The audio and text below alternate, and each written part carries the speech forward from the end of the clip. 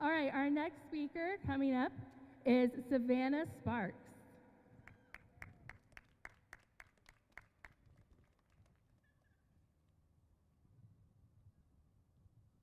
Oh, I'll trade you.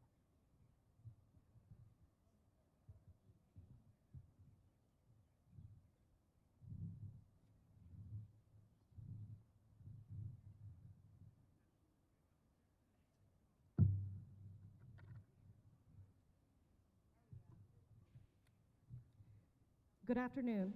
My name is Savannah Sparks. I'm a doctor of pharmacy and an international board-certified lactation consultant. I was born and raised right here in Columbia, South Carolina. I'm a military spouse and a lifelong Gamecock, and I come from a family of pharmacists. My mother is a pharmacist, my sister is a pharmacist. Caring for this community isn't just my job, it's my legacy. And today I'm here because that legacy and the futures of so many people in this state are under threat. Senate Bill 323 is an all-out assault on reproductive rights. It will criminalize people seeking health care. It will silence those of us trained to provide it. Under this bill, I could be charged with a felony simply for sharing medically accurate information about how to access legal abortion care out of state. I could lose my license. I could lose my daughter. Not because of harm, but because of telling the truth. Pharmacists are supposed to be the most accessible healthcare providers in this state. This bill is designed to strip away the ability of pharmacists to uphold the oath we took when we graduated.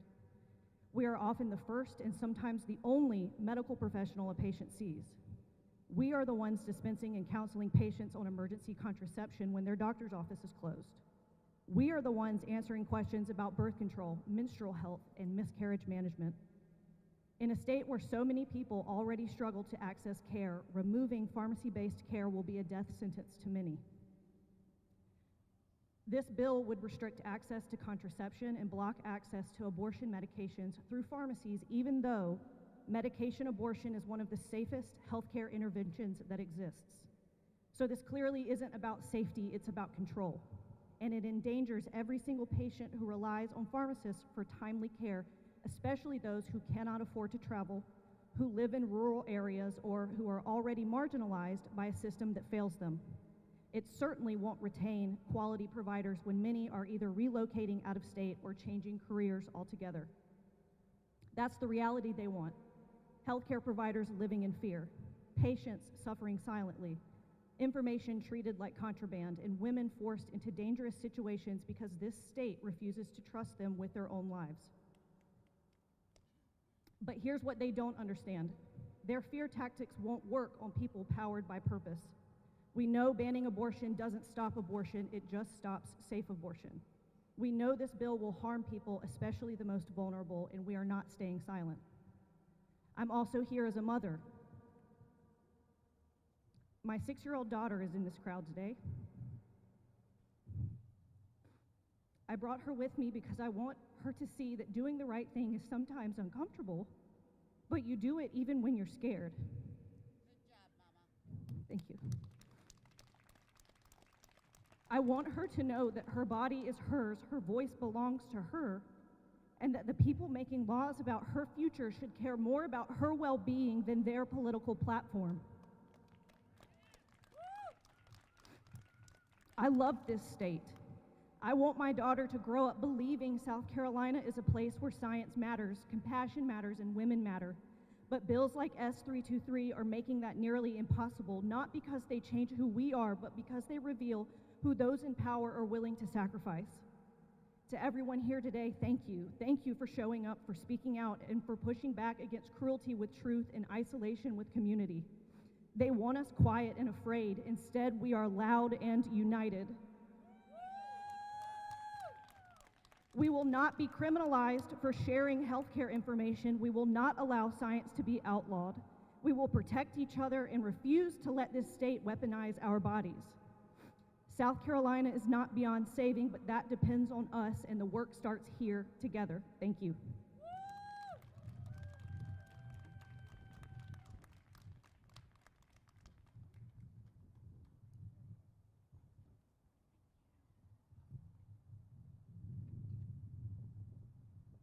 All right, thank you, Savannah. for being here, for bringing your daughter along with you. Today, next, I would like to welcome from the U.S. Donor Conceived Council, Jamie and, I lost my addition, Melissa.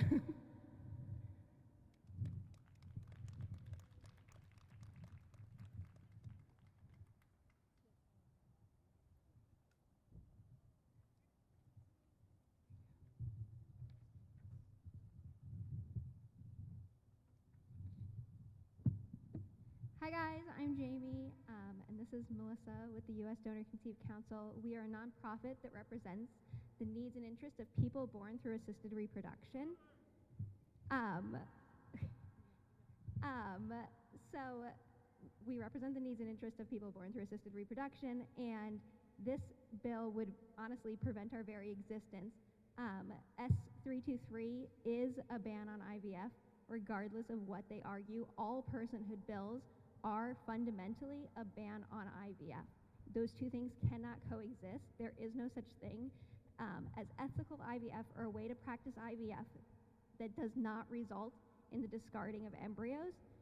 It's just not possible. Additionally, they are arguing that a bill that would prevent our very existence is the protection of our community. Lawmakers are far too focused on policing who is and is not a legitimate family and who is and is not a legitimate parent, and not focused on the children that are born through assisted reproduction.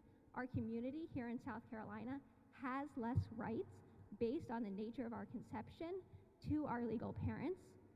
Outdated laws fail to fully recognize our families, leaving children vulnerable. Parentage, which is the legal recognition of the parent-child relationship, affects many, many things, including custody, inheritance, and the access to benefits like health insurance. Children here in South Carolina need equal rights to their parents, and the laws need to be updated to acknowledge parents from day one. That is the way that our community could be benefited by changing laws. Preventing our very existence does not and will never protect our community. Thank you, guys.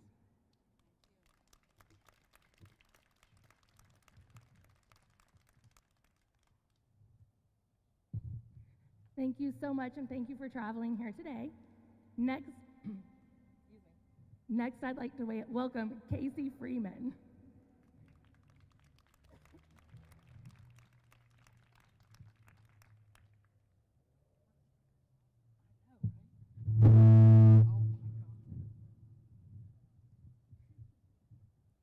That would track.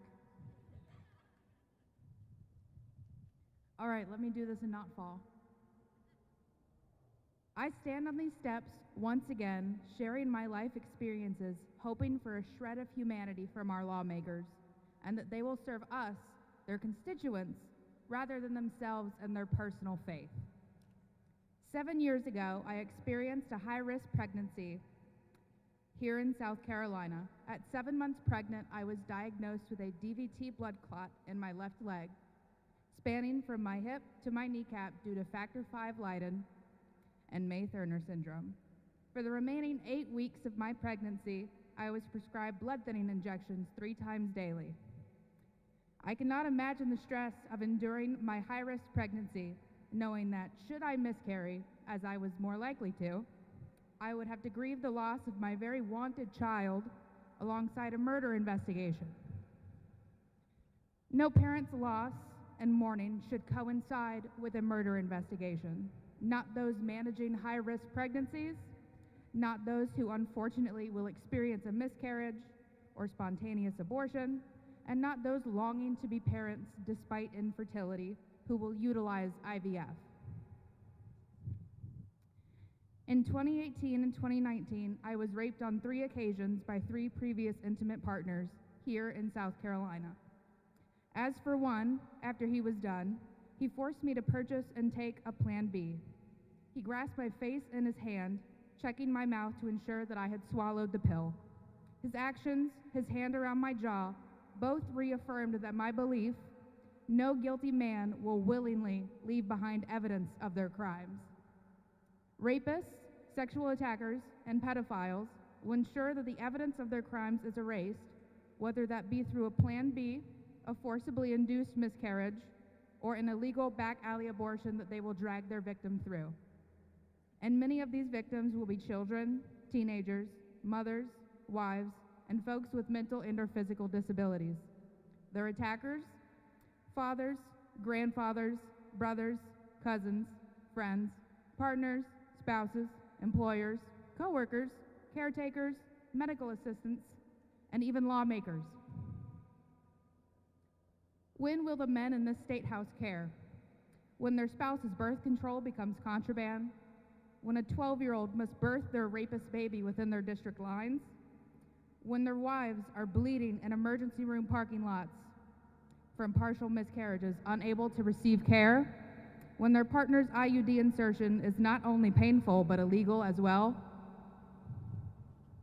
When their sisters or daughters share through tears that they've been raped or sexually assaulted? When their constituents become judge, jury, and executioner of rapists going forward, because getting the victim reproductive care would be considered the equivalent of just executing the attacker. When their unborn child dies in utero and they must watch the joy fade from their partner's face as they carry the child's decaying corpse in their womb until they go septic. When they learn they are infertile and IVF is no longer accessible. When free speech is so limited that sharing a social media post becomes a felony. When their freedom to travel beyond state lines is heavily monitored and even restricted. When taking their wife or sister or daughter to a medical appointment becomes illegal. When women, pregnant people, parents, people beyond their immediate families die by the stroke of their pen. I survived pregnancy, I survived rape, I survived domestic violence. But should Senate Bill 323 pass at the hands of these men, so many others will not be as fortunate as I was.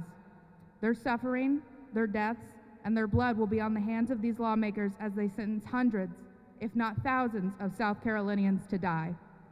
These deaths will be endorsed by their signatures. Those who cheer for this bill, those who thank God for this bill, those who claim to be pro-life, where is your outrage as immigrants are kidnapped off of our streets when medical care is unaffordable and inaccessible?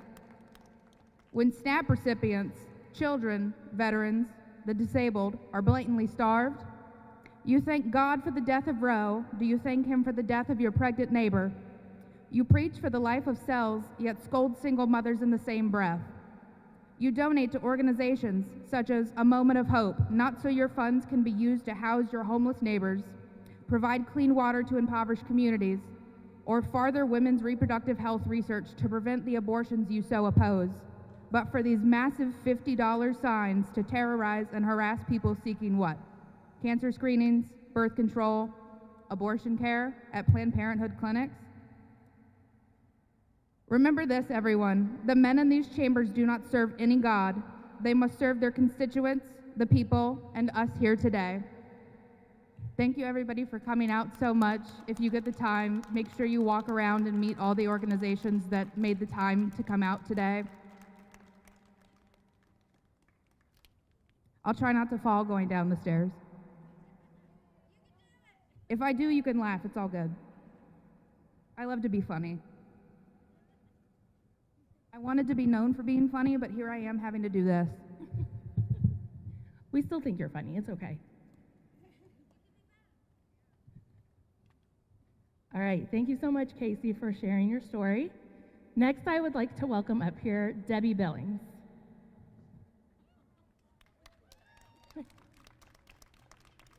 Make you get right to work.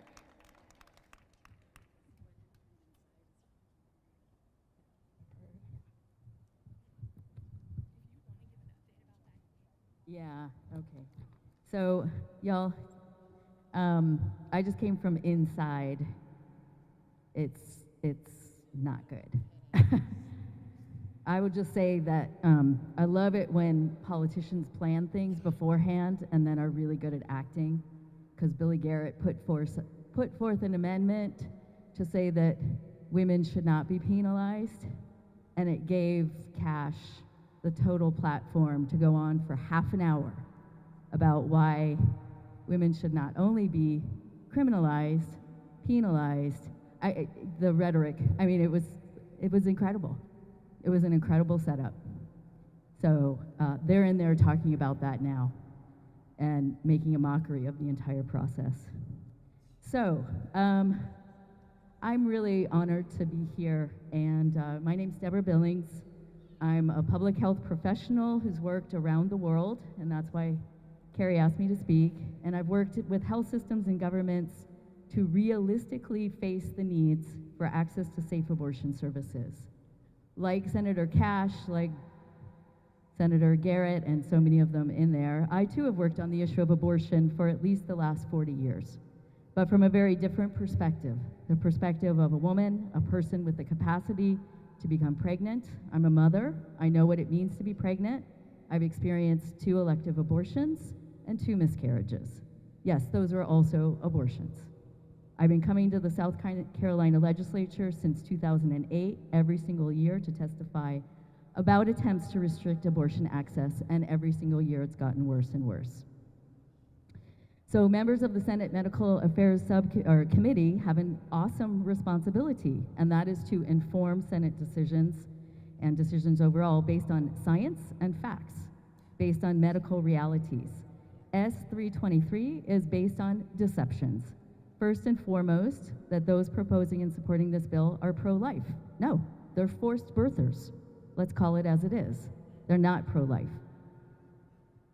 The South Carolina legislature has already taken away the ability of so many people to make decisions about our own bodies. The 6-week ban on abortion already exists here in South Carolina, yet here we are once again with proposals to restrict abortion access even more and to criminalize people and actions. So you know this, I just want to say this again to segue into the global situation. S323 criminalizes people with the capacity to be pregnant and don't continue that pregnancy. And that includes children. Children. That word has been struck from this legislation. That's another attempt at deception. They won't talk about children. They talk about women. 10-year-olds are not women. They are children. And making us eligible for the death penalty. Don't be fooled. It's in there. It doesn't say it explicitly, but when you go to the legislation that is cited, there's eligibility for the death penalty. So anyone helping, supporting, accompanying someone to access abortion services are criminalized. Informing people about abortion is criminalized. We are criminalized and stomping on our freedom of speech. S323, if passed, writes into law the obligation of schools to subject children to an animated video of human development filled with inaccuracies and disinformation. So as I said, you've heard from other speakers about this, and I'm repeating this because there is no other place in the world except Texas on some of these issues. There's no country, there's no province in the world with such a long list of people and actions that are criminalized all at once. And I checked with friends around the world to make sure that I was making an accurate statement here. So nowhere in the world has collated so many bans into one. So what happens when abortion is criminalized? Meaning women, that's how they wrote it into the legislation, and doctors are criminalized. Women who, let's be clear, anyone who has the capacity to be pregnant and can afford a private physician or to travel elsewhere will always have access. So let's be clear again about who we're talking about, who's most affected. We know who. People living in precarious financial situations, people experiencing poverty, and that's the pattern around the world. So Mexico, I have spent many years of my life working and living in Mexico, working on efforts to decriminalize abortion, and was just there at the first part of this year. So before the Supreme Court decriminalized abortion in 2023, I want everyone to know this. You need to walk away with this fact. In 2023, the Federal Supreme Court of Mexico decriminalized abortion. It ruled that criminalizing abortion, quote, violates the rights of women and people with the ability to gestate. That's language from the Supreme Court of Mexico, okay? Shout out to Mexico, seriously. I mean, in a documentary that I helped to create called Las Libres, La Historia Después, we document the cases of different women who were found, quote unquote, guilty of abortion and incarcerated.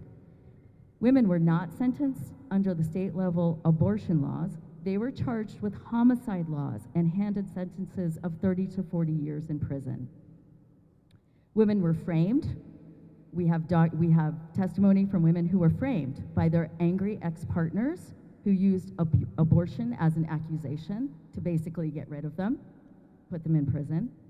And indigenous women, for example, many of you know there are lots of different languages and indigenous groups in Mexico. Indigenous women were not provided, if they weren't fluent in Spanish, they weren't provided with interpreters, and were told to plead guilty while they were not given the opportunity to even understand what they were accused of, okay?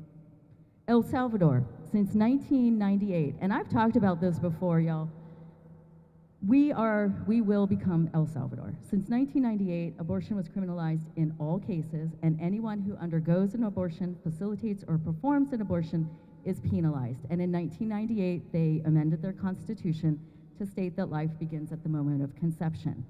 So what does that mean? That means ectopic pregnancies or pregnancies outside of the uterus. That is not a grounds for a legal abortion, and terminating it can lead to criminal charges and imprisonment. Ectopic pregnancy, y'all. That tube bursts, you're gonna die, okay? From 2000 to 2019, at least 180 women who experienced a miscarriage or premature birth were found guilty of aggravated homicide. Not just homicide, aggravated homicide, a charge even more serious than murder and reserved for the most severe cases. They were sentenced to 30 to 50 years in prison. Most lived in poverty conditions, had limited formal schooling, did not have access to prenatal care, and no legal support during their trials. Does this sound familiar? Who denounced them? For the most part, healthcare workers, who otherwise would have served 12 years in prison for, quote, collaborating in the abortion. Does that sound familiar? S-323 states a penalty for healthcare providers. And what this does is it pits healthcare professionals against those that they're supposed to serve. And then there's the case, I just want to end with putting some names, okay? Because these are not statistics, these are real human beings. So Beatriz, she was 22 years old when she was told by doctors she would die if she gave birth due to lupus and the loss of a kidney. Her pregnancy also would result in a baby with anencephalia. And we know that that's not a viable, you can only, if you live at all, that's a baby born without a brain, then you will only live for a few hours. A hospital medical committee requested permission from the government to perform an abortion. The Supreme Court denied the request. There were delays after delays, and at week 26, she had a C-section, and the newborn died a few hours later. Okay, but activists are hard at work. Guadalupe, at 18 years of age, was raped and suffered an obstetric emergency. She was sentenced to 30 years in prison. When she was pardoned, she had already served 7 years in prison. Maria Teresa Rivera, who was sentenced for 40 years for a miscarriage. She served 4 years, but then was let out of prison.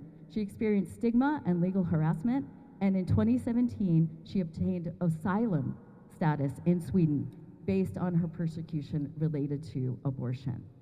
So, in closing, over the past 30 years, there are only 4 countries in the world that have rolled back legality: Nicaragua, El Salvador, Poland, and the United States.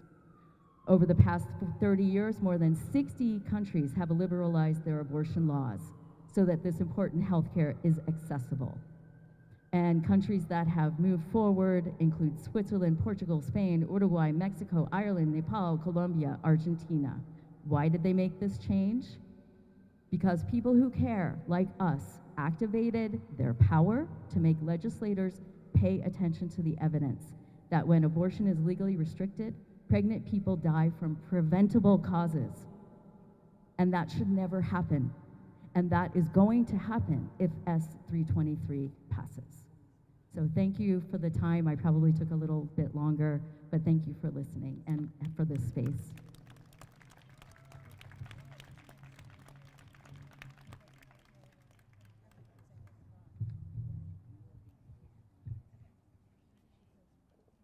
All right, thank you so much, Debbie, for being up here. We do have one final speaker. I'd like to welcome her up to the stage now. Please welcome Courtney McLean.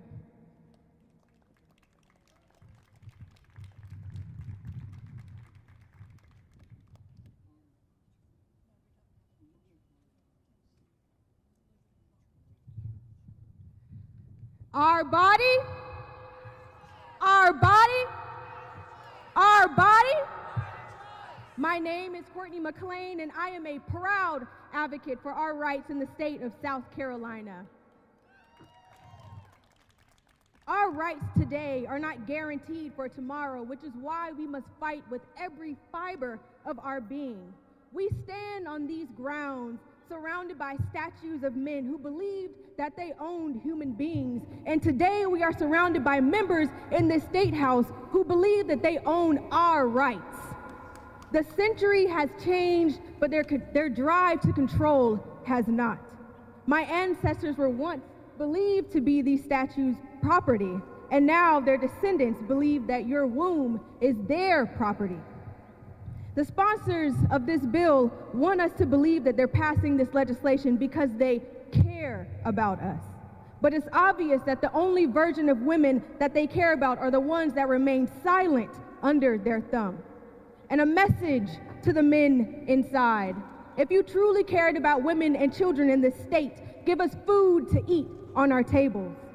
If you truly cared about the women and children of this state, give us access to quality hospitals and health care.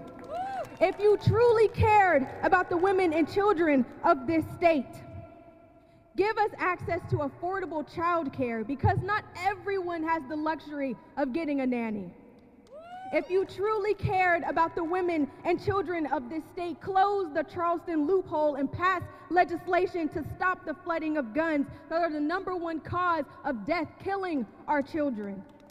If you truly cared about the women and children in this state, stop defunding all of the programs that have been set in place to help us, and then pass crap pieces of legislation acting like you're doing us a favor.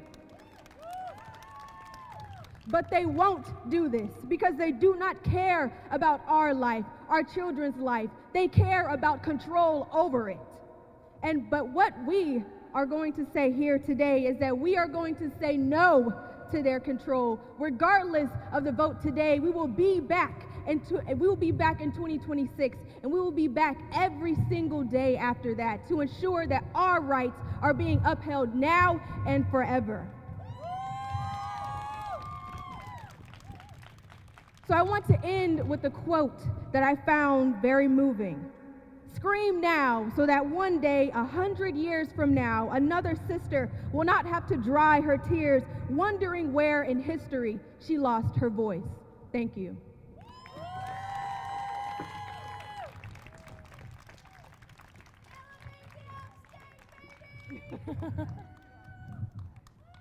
Thank you so much, Courtney. All right. Thank you all again so much for being here today. If you haven't had a chance yet to visit the other tables, please do, and get on their mailing lists, see if there's ways to get involved and volunteer. We appreciate you all so much being here, and feel free to hang out for a little bit, and have a great rest of your day.